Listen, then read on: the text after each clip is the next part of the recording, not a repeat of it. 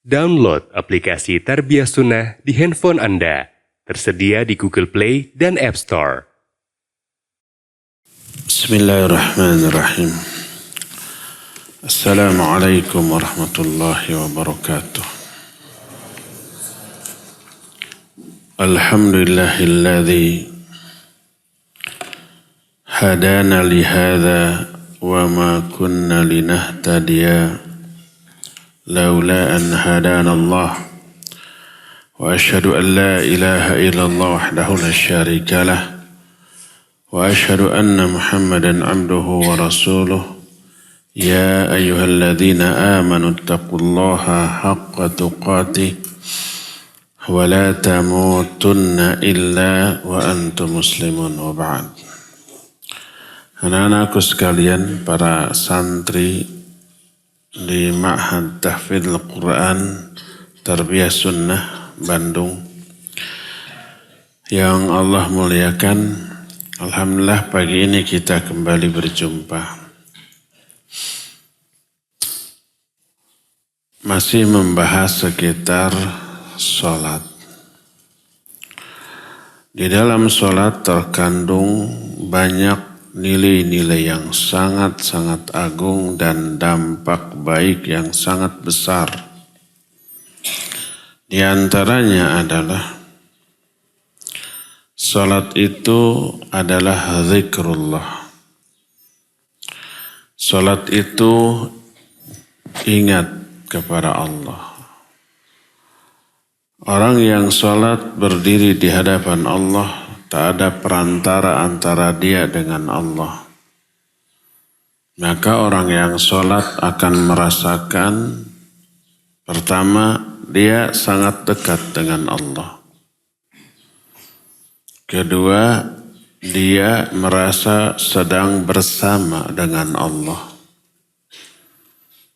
Ketiga, dia merasa dilihat, diawasi oleh Allah. Tidak hanya diawasi gerak lahirnya, tapi juga isi hatinya. Apa yang kita pikirkan di dalam sholat, Allah lihat, Allah tahu, Allah mengawasi.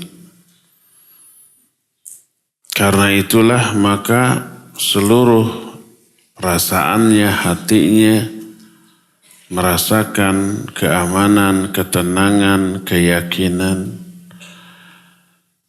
Lalu dia akan menghayati setiap apa yang keluar dari mulutnya. Hatinya menghayati kata demi kata dari apa yang diucapkan oleh mulutnya. Maka didapatilah kekhusyuan ketika berdiri, ketika ruku, ketika sujud, ketika duduk, ketika melaksanakan apapun dari gerakan sholat, dan ketika membaca apapun dari zikir-zikir sholat. Orang seperti ini bahagia di dunia, dipastikan bahagia di akhirat. Allah menyatakan, qad aflahal mu'minun alladzina hum fi sholatihim khashi'un. Sungguh berbahagia orang yang mukmin, yaitu orang-orang yang khusyuk di dalam salatnya. Maka setiap salat bagi seorang muslim adalah momen atau saat ketika orang tersebut mengalami ketenangan, ketentraman, kebahagiaan yang tak terkira. Makanya Nabi SAW menyatakan, wa ju'ila qurratu aini fis shalah. Telah dijadikan kebahagiaan dalam hatiku di dalam salat. Kepada Bilal, Nabi menyatakan, ya Bilal arihna bis shalah. Wahai Bilal, kita merasakan kesenangan, ketenangan, kebahagiaan dengan sholat. Maka kalau dia merasakan ketenangan, kesenangan, kebahagiaan, ketentraman di dalam sholat, dipastikan dia akan ketagihan dengan sholat. Karena itu dia tidak akan mencukupkan diri dengan yang fardu saja. Tapi pasti akan diikuti oleh yang sunnah-sunnahnya.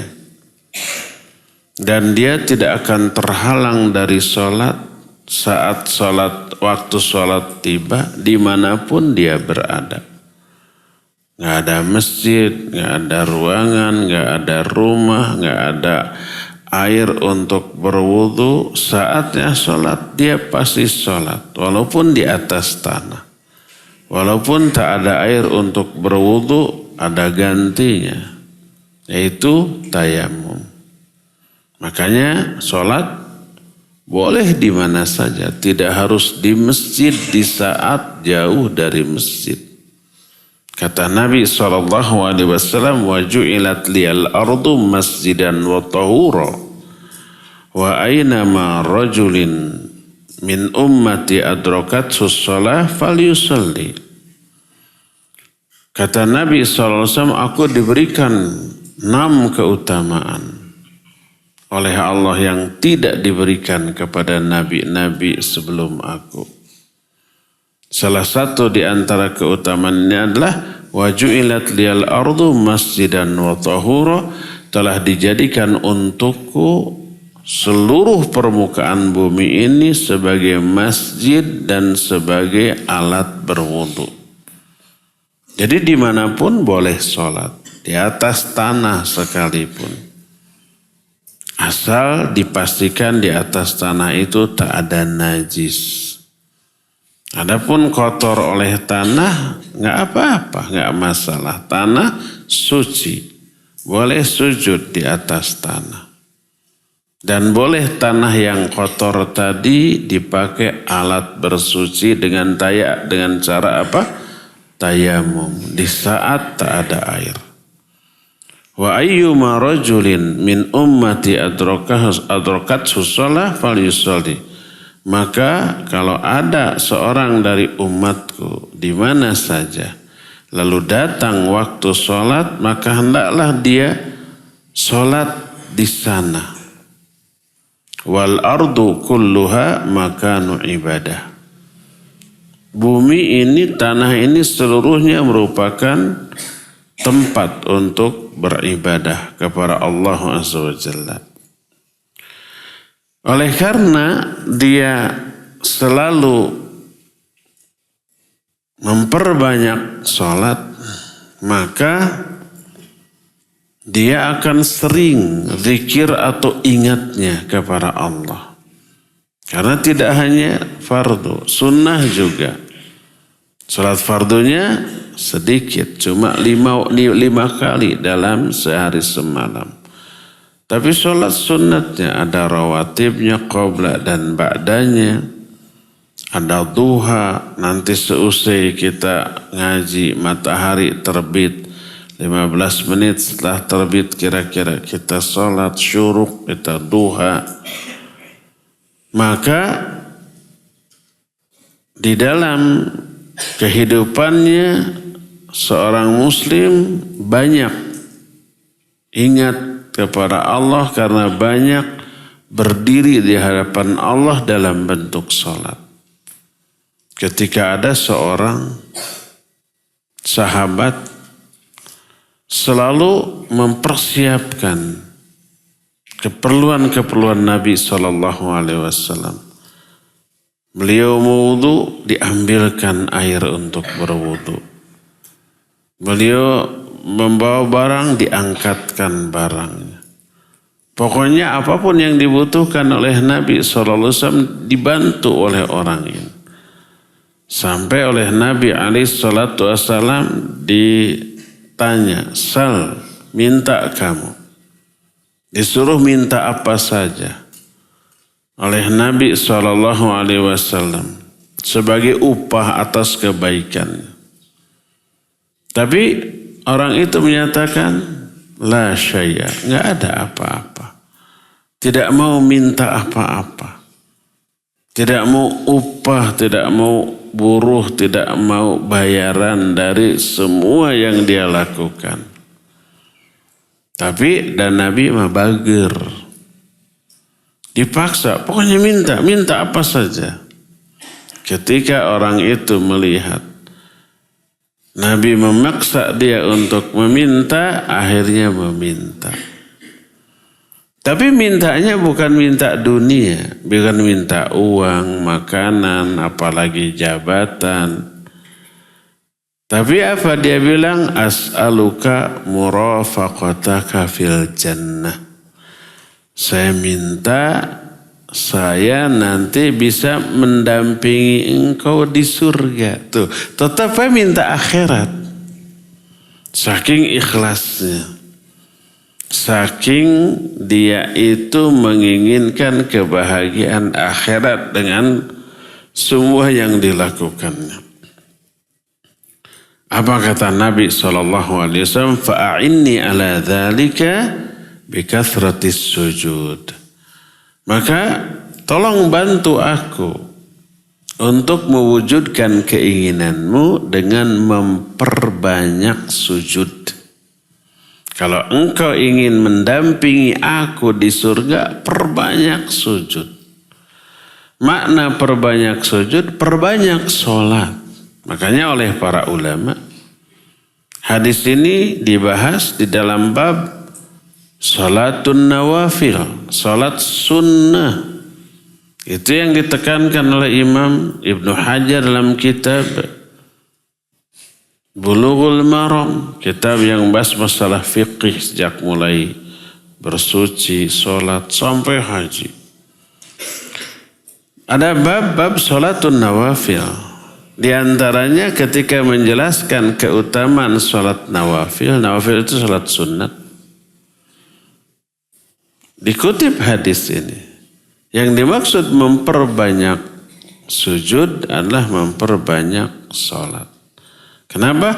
Karena sujud adalah gerakan yang paling inti di dalam sholat.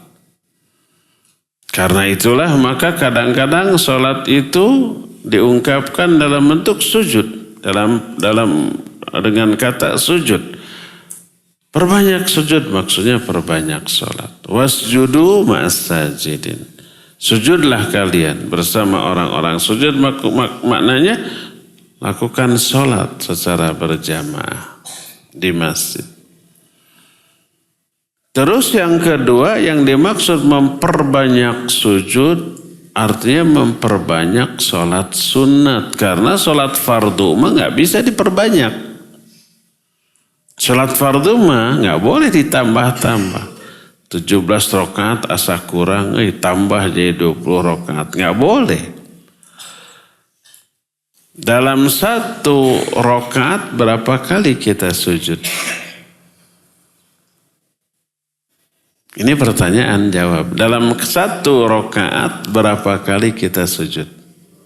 2. Jadi kalau 17 rakaat dalam sehari semalam minimal dalam sholat fardu berapa kali kita sujud? 34 kali kita sujud. Sudah nggak boleh ditambah. Dikurang mungkin. Yaitu ketika kita safar sholat di qashar ya. Baru kurang.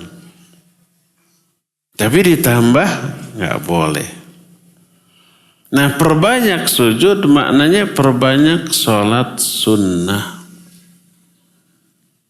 Jadi karena seorang muslim hidupnya dibarengi dengan banyak sholat. Dan sholat salah satu nilai yang terkandung di dalamnya adalah zikir. Maka zikir ini terbawa-bawa sampai keluar sholat. Sampai di luar sholat. Beres sholat assalamualaikum kanan, assalamualaikum kiri juga atuh. langsung zikir istighfar 3 kali, langsung zikir, doa, baru sholat sunat. Di luar sholat, zikir juga banyak. Keluar masjid ada zikir. Angin bertiup ada zikir. Derhujan ada zikir. Beledag ada, petir menyambar, ada zikir. Masuk ke rumah ada zikir. Ke WC, keluar WC ada zikir. Mau minum, mau makan ada zikir. Mau tidur ada zikir. Jadi kehidupan seorang muslim tidak pernah terlepas dari zikir selama hidupnya. Orang yang sholatnya seperti itu tak akan mungkin diabaikan, disibukkan oleh dunia sehingga lalai dari zikir, tidak. Karena aktivitas duniawinya pun tetap disertai dengan zikir. Mau ke pasar, naik kendaraan, ada zikirnya, ada doanya. Masuk ke pasar, ada zikirnya. Pulang ke rumah, masuk ke rumah, ada zikirnya. Melihat ada musibah anak jatuh, ada zikirnya. Jadi semua yang dilihat, dialami, dilakukan ada zikirnya. Allah menyatakan dalam surah An-Nur ayat 37, Rijalun la tulhihim tijaratun wala bay'un an dzikrillah wa iqamis shalah wa ita'iz zakah yakhafuna yawman tataqallabu fihi al-qulub wal absar. Di dalam masjid itu ada beberapa laki-laki yang tidak dilalaikan oleh perniagaan, oleh jual beli, dari zikrullah, tetap zikir. Dari menegakkan sholat, dari menunaikan zakat. Mereka tetap sholat, tetap zakat, tetap berzikir. Kenapa? Yakhafuna yawman tataqallabu fihi al-qulub wal absar. Karena mereka takut terhadap suatu hari yang di hari itu hati dan pandangan terbalik, terbelalak. Hari apa? Hari akhirat. Dihisab seluruh amal yang kita lakukan. Kalau amal yang kita lakukan lebih banyak kebaikan, coba tadi. Semua amalan disertai dengan zikir. Sehingga semua amal yang tadinya hukumnya mubah, karena disertai dengan zikir berubah menjadi ibadah. Ada 3 yang bisa merubah amalan mubah menjadi ibadah. Mubah itu contohnya makan, minum, tidur, dan seterusnya. Itu mubah. Artinya mubah dilaksanakan nggak dapat pahala, nggak dapat dosa. Tidak dilaksanakan nggak dapat pahala, nggak dapat dosa. Itu mubah. Makan kita nggak dapat pahala, tidak dosa. Tidak makan juga nggak dapat pahala, nggak dosa. Tidur, minum, berbicara, berjalan, dan seterusnya. Tapi ketika amalan mudah ini disertai dengan 3 hal, berubah jadi ibadah. Apa 3 hal itu? Pertama, niat yang baik. Kenapa kita makan? Niatkan. Makan ini agar kita sehat, kuat, kesehatan dan kekuatan ini untuk menopang ibadah. Dan kalau kita sakit, lemah, mah ibadahnya nggak akan maksimal. Loyo, sakit umpamanya, leles, letoy, lesu, nggak akan mampu dia umpamanya malam bangun tahajud. Baca Al-Quran lama-lama, saum sunnah, nggak akan mampu dia. Karena itulah kesehatan, kekuatan fisik perlu. Untuk itulah saya makan. Agar sehat, olahraga, mubah. Tapi diniatkan agar fisik kuat sehingga peredaran darah lancar. Kalau peredaran darah lancar, gak mudah ngantuk. Nanti belajar kuat berjam-jam. Menghafal kuat berjam-jam. Sholat kuat berjam-jam. Sholat tahajud umpamanya. Saum kuat walaupun setiap hari. Karena sehat badannya. Ya. Nah, untuk itulah kita meniatkan makan. Ini pertama, makan, tidur, olahraga yang hukum asalnya mubah diniatkan untuk meraih kesehatan, kekuatan untuk menopang ibadah. Kedua, ada doa, ada zikir di setiap kegiatan harian kita. Kita mau tidur, ada zikir. Kita bangun tidur, ada zikir. Kita masuk WC, keluar WC, ada zikir. Kita keluar rumah, ada zikir. Kita pakai baju, melepaskan baju, ada zikirnya. Semuanya ada zikirnya.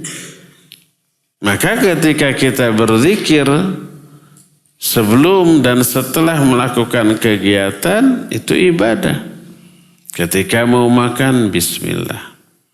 Selesai makan, alhamdulillahilladzi at'amani hadza wa razaqanihi min ghairi haulin minni wala quwwah. Kata Nabi SAW, siapa orang yang makan, selesai makan baca doa tadi, ghufira lahu ma taqaddama min dzambi, diampuni semua dosanya. Makan aja Bang hapus dosa.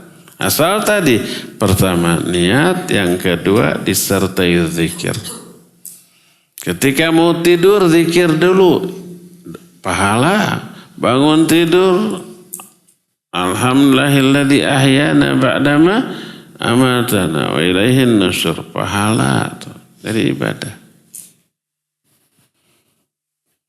Ketiga, menerapkan adab-adab sunnah Nabi. Ketika makan ada adab-adab sunnah, pakai tangan kanan. Bismillah dulu, ambil yang dekat dulu. Kan gitu ya? Tidak israf, tidak berlebih-lebihan. Ketika mau tidur ada adab-adab sunnah. Ketika bangun tidur ada adab-adab sunnah. Ketika memakai baju ada adab-adab sunnah. Ya ada zikir pakai baju. Baju baru, baju lama beda zikirnya. Terus dahulukan bagian yang mana dulu? Yang kanan. Kalau mau pakai baju yang kanan dulu. Masukkan tangan kanan. Baru tangan kiri. Jangan terbalik. Pakai celana yang kaki kanan dulu. Baru kaki kiri. Pakai sendal, pakai sepatu, pakai kaos kaki. Dahulukan yang kanan. Kalau mau bukanya baru yang kiri. Buka sendal kiri dulu. Buka sepatu, buka kaos kaki kiri dulu.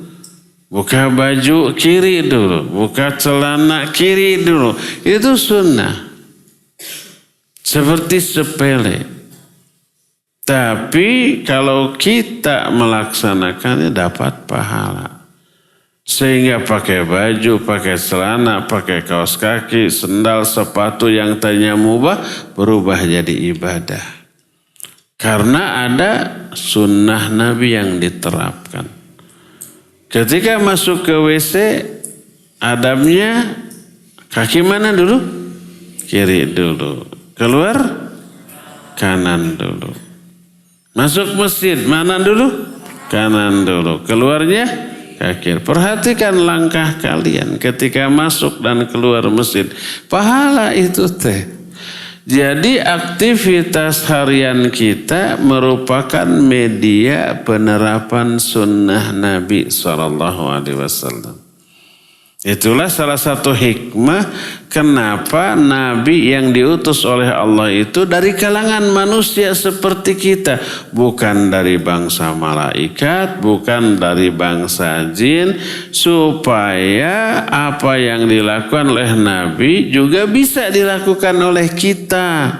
Supaya apa yang sehari-hari dilakukan oleh Nabi adalah juga kegiatan rutin keseharian kita. Jadi aja semua kegiatan itu merupakan penerapan sunnah Nabi. Kita tidur, Nabi juga tidur. Kita makan, Nabi juga makan. Kita ke WC, Nabi juga ke WC. Kita ke pasar, Nabi juga ke pasar. Jadi semua ada tuntunannya, ada contohnya, ada sunnahnya. Maka berubahlah amalan yang tadinya mubah menjadi ibadah karena 3 hal tadi. Apa 3 hal teh? Yang pertama apa? Niat yang baik. Kedua apa? Disertai dengan zikirnya atau doanya. Dan yang ketiga apa? Mencontoh sunnah Nabi dalam kegiatan. Berubah tuh jadi ibadah. Maka ada catatan ketika kita mau tidur, bangun tidur, masuk WC, keluar WC, pakai baju, pakai celana, pakai pakaian atau melepaskannya, masuk keluar rumah, naik turun kendaraan, ketika masuk keluar pasar, ketika hujan, ada catatannya dalam amal baik kita tuh. Oh, dipenuhi oleh zikir, dipenuhi oleh ibadah, dipenuhi oleh kebaikan.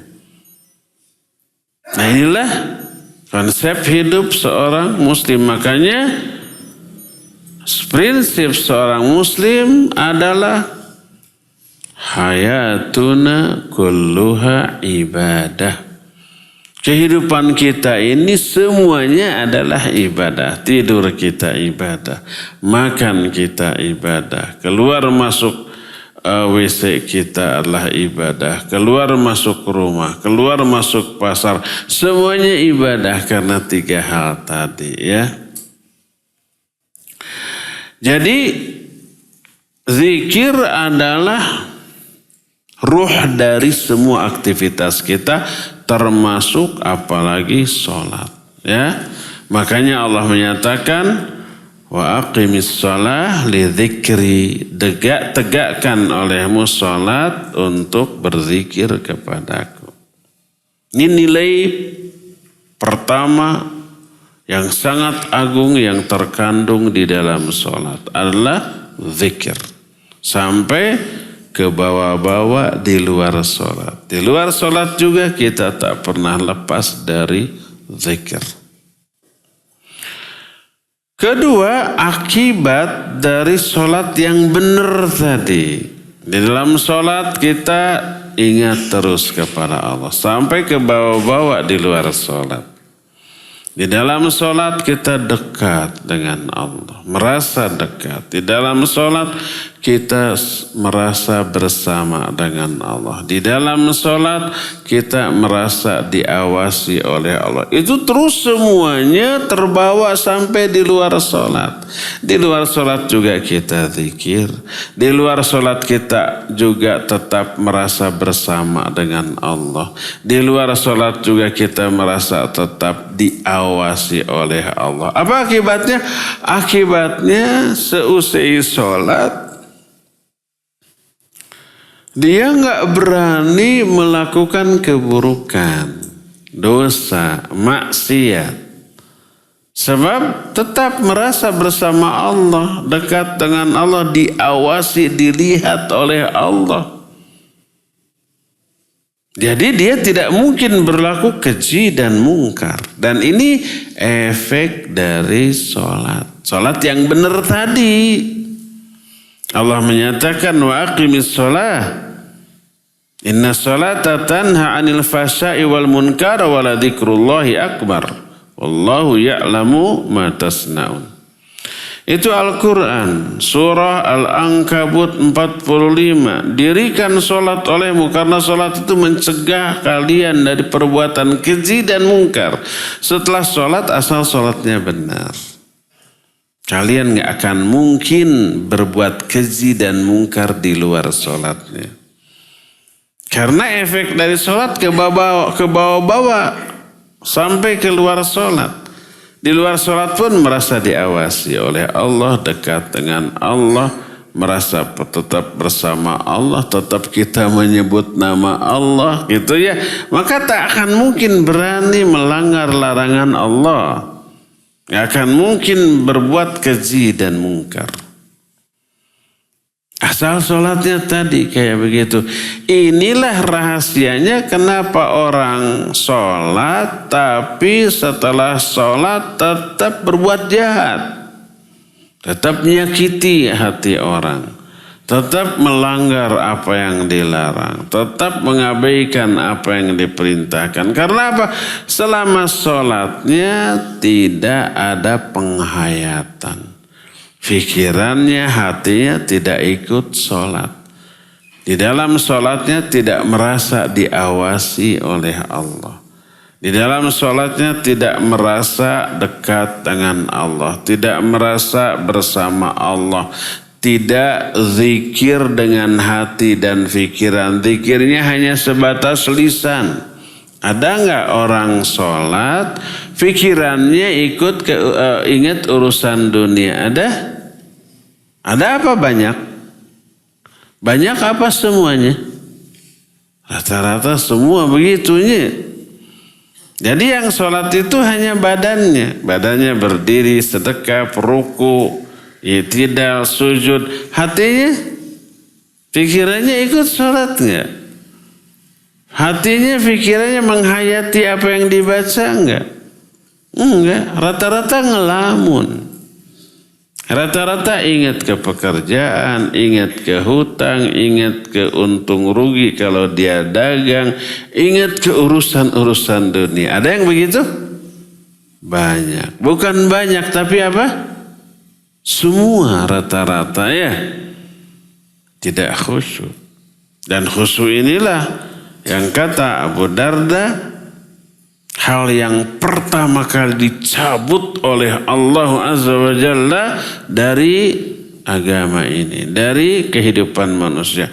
Allah dicabut sehingga engkau tak mendapati satupun orang yang khusyuk di dalam sholatnya. Apa yang dikatakan oleh Abu Darda ini sudah jadi kenyataan belum? Sudah kayaknya ya, sudah beratus-ratus tahun yang lalu mungkin sudah terbukti. Nggak ada satupun orang yang khusyuk dalam sholatnya. Ini yang harus kita kembalikan. Makanya ketika berperilaku di luar sholat tetap keji dan mungkar. Karena apa? Sholatnya nggak benar. Apa akibatnya? Kalau seusai sholat dia tetap keji dan mungkar, itu tanda sholatnya ditolak. Ada sebuah asar. Sebagian ulama menyatakan ini marfu'. Sebagian ulama lagi menyatakan ini mauquf dari Ibnu Abbas radhiyallahu anhuma. Yang mauquf ini diriwayatkan oleh Imam At-Tabari dalam kitab Tafsir Ibnu Jarir At-Tabari. Tapi ada riwayat yang marfu' diriwayatkan oleh Imam At-Tabrani, tapi sanadnya mursal. Dari Hasan, dari Ibnu Abbas. Dikatakan man lam yantahu salatuhu anil fahsya'i wal munkar fala salatalah. Siapa orang yang salatnya tidak menjauhkan dia dari keji dan munkar, maka tak ada salat baginya. Salatnya enggak diterima. Dalam athar yang lain, man lam tantahu salatu anil fahsya'i wal munkar lam yazdad minallahi illa bu'da. Siapa orang yang sholatnya tidak mencegah dia dari perbuatan keji dan munkar, maka dia tidak bertambah dari Allah kecuali tambah jauh, bukan tambah dekat. Dan itu termasuk sholatnya orang-orang munafik yang Allah terangkan dalam Al-Quran. Lihat Al-Quran surah An-Nisa mulai 142, 143 Allah menyatakan innal munafiqina yukhadi'una Allah wa huwa khadi'uhum wa idza qamu ila sholati qamu kusala yura'unan nas wala yadhkuruna Allah illa qalila. Sesungguhnya orang-orang munafik bermaksud hendak menipu Allah dan Allah akan membalas tipuan mereka dengan azab. Apabila mereka berdiri untuk sholat, berdirinya itu malas. Apa maksudnya? Maksudnya sholat sendirian di rumahnya malas. Tapi ketika sholat bersama-sama orang di masjid, semangat. Kenapa? Yura'unan nas. Karena mereka hanya ingin dilihat oleh manusia. Wala yadhkuruna Allah illa qalila. Dan mereka tidak zikir, tidak ingat kepada Allah dalam sholatnya kecuali sedikit. Dalam sholat kadang-kadang ingat, ini lagi sholat, ingat. Zikir kepada Allah. Ada penghayatan terhadap apa yang dia baca. Tapi sedikit. Mungkin 10%, 20% dari sholatnya ada zikirnya, ada khusyuknya, ada ingatnya. Tapi 80%, 90%-nya lalai, sahun, ingat kepada urusan dunia. Jadi itulah sholat orang-orang munafik. Makanya di luar sholat si munafik ini nyebelin kelakuannya. Tetap berbuat keji dan mungkar.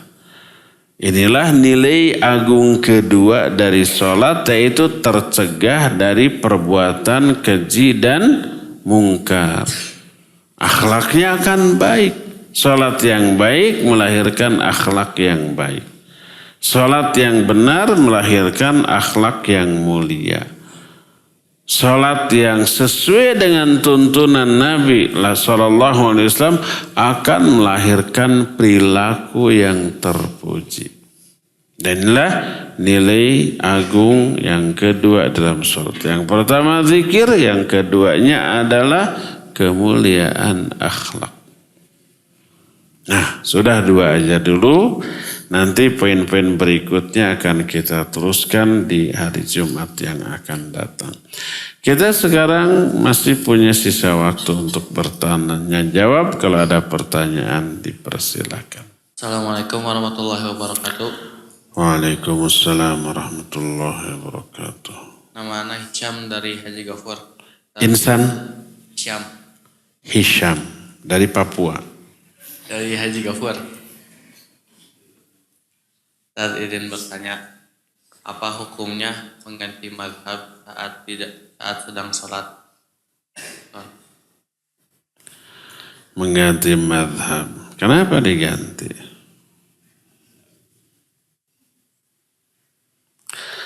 Barakallahu fiik. Mazhab maknanya adalah kumpulan pendapat seorang ulama yang diikuti. Imam Syafi'i dalam masalah fiqih memiliki pendapat begini. Kita ikuti persis seperti yang beliau terangkan. Maka disebut kita bermazhab Syafi'i. Kalau umpamanya Imam Malik dalam masalah fiqih begini kita ikuti. Maka disebut bermazhab Maliki. Dan seterusnya. Nah, boleh nggak bermadhab? Ya, para ulama bermadhab. Syekhul Islam Ibn Taimiyah bermadhab, madhabnya Hambali. Tapi muridnya Imam Ibn Qayyim, Imam Ibn Katsir dalam masalah fikih bermadhab Syafi'i. Beda madhab antara guru dan murid nggak masalah. Yang dikenal 4, Hanafi, Maliki, Syafi'i dan Hambali. Ada nggak selain itu? Banyak. Imam Bukhari punya madhab sendiri, madhab Bukhari. Imam Muslim juga begitu. Imam Sufyan Ats-Tsauri punya madhab tersendiri. Imam Sufyan bin Uyainah punya madhab tersendiri. Banyak, tapi yang terkenal sampai sekarang 4. Yaitu Hanafi nisbat kepada Imam Abu Hanifah, Maliki kepada Imam Malik, Syafi'i kepada Imam Syafi'i, Hambali kepada Imam Ahmad bin Hambal. Ya, para ulama bermadzhab. Tapi maknanya adalah mengikuti metodologi fiqih yang diterapkan oleh ulama yang diikutinya. Walaupun kadang dalam 1-2 pendapat tidak sama dengan imam madhab yang diikutinya. Enggak masalah ya. Yang diikuti adalah metodologinya. Nah, sekarang seseorang bermadhab Syafi'i, boleh enggak dia berubah untuk menjadi madhab Maliki, Hambali? Pertama, kalau penyebabnya adalah mengikuti dalilnya. Karena semua imam madhab tidak membolehkan mengikuti pendapatnya tanpa mengetahui dalil yang menjadi pegangannya. Imam Syafi'i menyatakan, aku tidak menghalalkan seorang pun mengikuti pendapatku tanpa mengetahui dari mana dalil yang aku ambil dari pendapat itu. Ikuti dalilnya. Nah, ternyata dalam masalah ini dalil yang lebih kuat mazhab Syafi'i diambil. Dalam masalah yang lain yang lebih kuat mazhab Hambali, maka diambil mazhab Hambali. Yang diikutinya dalilnya, maka boleh, bagus.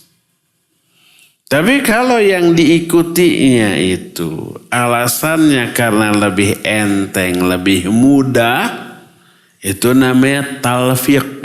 Maka nggak boleh. Talfiq itu adalah akhdul aqwal mimma yunasibul hawa. Mengikuti pendapat sesuai dengan hawa nafsu. Kalau dalam masalah ini yang lebih enteng mazhab ini. Kalau dalam masalah itu yang lebih mudah mazhab ini. Itu nggak boleh talfiq namanya. Contoh. Dalam keseharian seseorang mengambil mazhab Syafi'i.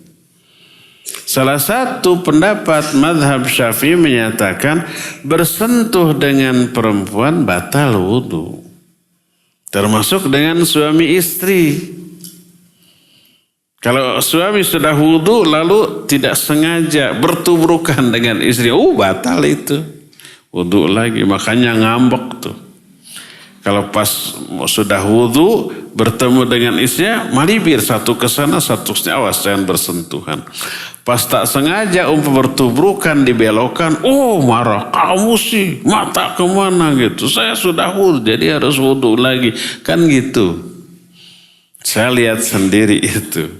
Kakek saya rahimahullah di Bogor, itu kalau wudu di dalam rumah nggak ada WC, nggak ada air. Di kampung sana. Nah, ke WC-nya itu, wudunya itu kalebak. Lebak itu ada daerah yang lebih rendah, ada pancuran umum, nah di sana wudu. Musim hujan, nah di Bogor mah hampir setiap hari hujan. Curah hujannya tinggi namanya, makanya disebut Bogor itu kota apa? Kota hujan. Terus maghrib, kakek saya wudu. Ya leur itu apa? Licin. Susah, agak susah. Wudu. Terus pulang ke rumah. Nenek saya itu mau nyenget cempor. Cempor itu apa? Pelita. Dulu pasti pakai, belum ada listrik. Pakai pelita. Pakai minyak tanah pelita. Jadi dia mau dari kamar, keluar kamar, mau ngambil korek api di dapur. Pas dia mau keluar kamar, kakek saya masuk kamar. Jelek tabrakan karena hanya ditutup kamar itu bukan oleh pintu, oleh gordeng saja. Zegir teteh berangkat. Ngambek kakek saya. Kamu mah tadi mana? Saya harus wudu lagi ke sana tuh gitu. Jadi madhab Syafi'i seperti itu. Ketika haji atau umroh, itu kan orang berdesak-desakan ya, laki perempuan. Kadang-kadang dari hotel ke masjid sudah penuh orang bersentuhan dengan perempuan. Apalagi di dalam masjidnya. Lebih berdesak-desakan lagi, nggak sengaja bersentuh dengan perempuan. Apalagi ketika tawaf, salah satu syarat tawaf kan harus suci itu. Laki perempuan kan bareng di sana. Bersentuhan, batal. Kalau tetap berpegang kepada madhab Syafi'i nggak kelar-kelar tuh tawaf. Balik lagi, makanya kalau wudhu harus keluar lagi jauh, susah. Berdesak-desakan lagi. Akhirnya apa yang terjadi? Selama haji, selama umroh ganti madhab menjadi Hambali. Menjadi Maliki yang gak batal. Itu mah bukan berdasarkan dalil. Tapi berdasarkan apa? Hawa nafsu, mana yang lebih mudah bagi dia. Itu talfiq namanya. Jadi talfiq itu mengambil pendapat yang sesuai dengan hawa nafsu, maka tidak boleh yang seperti itu ya. Wallahu a'lam bissawab. Assalamualaikum warahmatullahi wabarakatuh. Waalaikumsalam warahmatullahi. Nama anak Kinan dari Cibiru. Saya izin bertanya, apakah ada dalil sahih tentang bacaan hamdan katsiran mubarakan fi setelah bacaan Rabbana wa lakal hamdu? Adakah dalil yang sahih? Ya, ada. Sumbernya dari siapa? Dari Nabi SAW yang membenarkan zikir yang diucapkan oleh seorang sahabat. Nabi mengajarkan ketika sami Allahu liman hamidah, ucapkan Rabbana walakal hamdu. Kata Rasul SAW, idza qala al-imam sami Allahu liman hamidah faqulu Rabbana walakal hamdu mil'as samawati wa mil'al ard, dan seterusnya. Tapi ketika suatu saat sholat, ada sahabat yang membaca sami Allahu liman hamidah hamdan katsiran thayyiban mubarakan fi. Dia membaca yang tidak diajarkan oleh Nabi SAW. Beres sholat, ditanya siapa yang membaca itu? Saya ya Rasul, aku melihat sekian ribu malaikat berebut siapa yang pertama kali menuliskannya. Jadi itu ucapan sahabat, tapi oleh Nabi didukung, dibenarkan. Ini sunnah sahabat apa sunnah Nabi? Sunnah Nabi sallallahu alaihi wasallam. Karena makna sunnah adalah ma'udhifa ilan Nabi sallallahu alaihi wasallam qawlan au fi'lan au taqrira. Segala sesuatu yang dinisbatkan kepada Nabi, baik ucapan, perbuatan atau takrir. Berupa ucapan ya, kalau Nabi berkata begini, begini, begini, berarti itu sunnah Nabi. Disebut sunnah qauliyah. Kalau perbuatan, kata para sahabat, aku melihat Nabi melakukan begini, begini, begini, berarti itu sunnah Nabi. Disebut sunnah fi'aliyah. Nah, takririyah itu ucapan atau perbuatan sahabat yang dilakukan di hadapan Nabi dan Nabi membolehkannya, membiarkannya. Itu juga sunnah. Seperti hadis ini, sahabat membaca Rabbana sami Allahu liman hamidah hamdan katsiran thayyiban mubarakan fi di hadapan Nabi. Oleh Nabi dibolehkan, dianggap bagus. Itu sunnah Nabi. Namanya sunnah takririyah, bukan bid'ah. Boleh enggak hadis ini dijadikan dalil? Kita juga boleh ngarang zikir sendiri. Enggak boleh. Kenapa? Karena Islam sudah sempurna, nggak ada tambahan, nggak ada perubahan sekarang ya. Kalau dulu ketika sahabat mengatakan itu, Islam belum sempurna, masih ada tambahan, masih ada perubahan. Maka ketika ada sahabat yang berdoa hamdan katsiran thayyiban barakan fi, saat itu Islam masih turun, masih ditambah, masih dirubah, maka saat itu boleh karena belum sempurna dan oleh Nabi dibenarkan. Maka itu sunnah Nabi, bukan kebidahan sahabat, bukan. Nah sekarang Islam sudah sempurna, oleh kita ditambah dengan karangan kita. Nggak boleh. Itu yang pertama. Yang kedua, tidak semua ucapan dan perbuatan sahabat oleh Nabi dibiarkan. Tidak, ada yang dilarang keras. Suatu saat Nabi SAW melihat ada seseorang yang memakai cincin dari emas. Oleh Nabi SAW dicabut sambil dibanting sambil menyatakan, kenapa aku melihat salah seorang di antara kalian menyimpan api neraka di jarinya. Sampai sahabat itu merasa terpukul, diem. Sahabat lain kasihan ke dia, lalu berkata, khudh wantafi bihi, ambil, manfaatkan, jual. Apa kata orang itu? Demi Allah, saya tidak akan pernah mengambil cincin yang sudah dibanting oleh Nabi SAW. Ada sahabat mengatakan, Masya Allah wa syi'ta,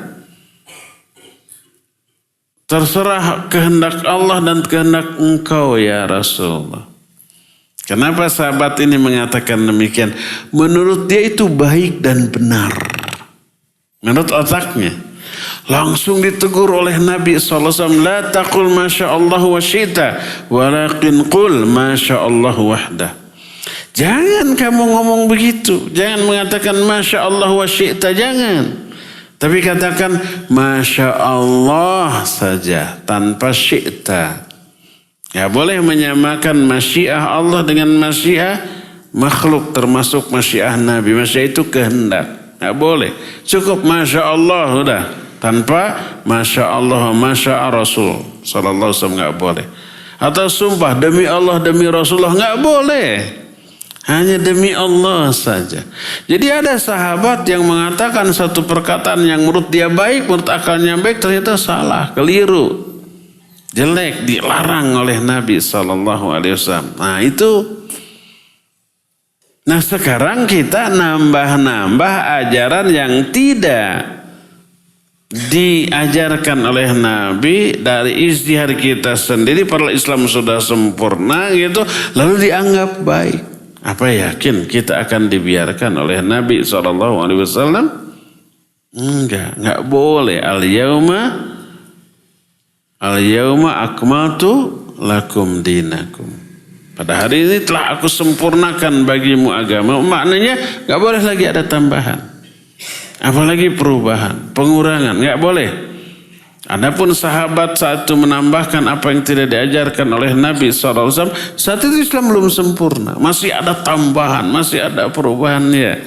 Makanya ada seorang sahabat yang melakukan zikir ini oleh Nabi dibenarkan, berarti sunnah Nabi, bukan kebidahan sahabat, bukan.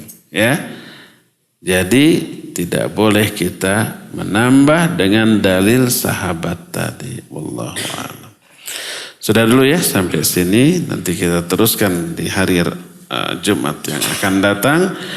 Wa sallallahu ala nabiyina Muhammadin wa ala alihi wa ashabihi wasallam. Wassalamualaikum warahmatullahi wabarakatuh.